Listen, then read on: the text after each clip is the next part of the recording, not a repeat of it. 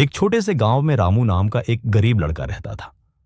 उसके पास ना पैसा था, ना कोई सहारा, लेकिन उसके पास एक चीज थी, अटूट श्रद्धा हनुमान जी के प्रति।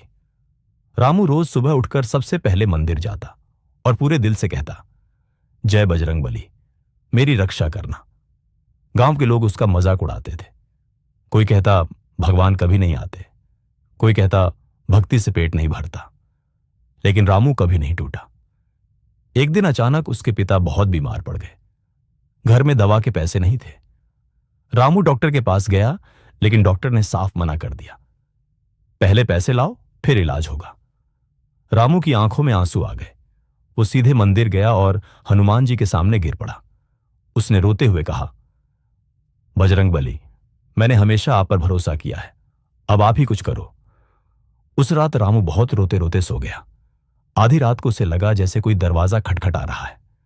जब उसने दरवाजा खोला तो बाहर एक साधु खड़ा था। साधु के चेहरे पर तेज था और आंखों में अजीब सी चमक। साधु ने मुस्कुराते हुए कहा, बेटा चिंता मत कर, सब ठीक हो जाएगा।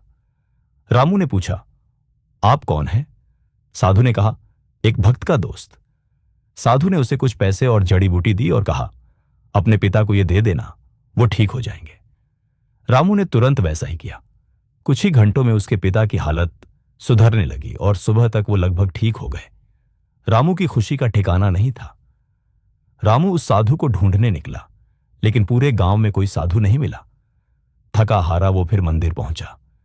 जैसे ही उसने हनुमान जी की मूर्ति की तरफ देखा, उसका दिल रुक सा गया। मूर्ति पर वही कपड़े और वही आभा थी जो उस साधु के पास थी। रामू की आंखों से आंसू बहने लगे। उसे समझ आ गया, वो साधु कोई और नहीं, खुद बजरंग बली थे, जो अपने भक्त की पुकार सुनकर आए थे। उस दिन के बाद पूरे गांव को यकीन हो गया कि सच्ची भक्ति कभी व्यर्थ नहीं जाती। अगर दिल से पुकारो तो भगवान जरूर सुनते हैं। जय श्री राम, जय बजरंग बली।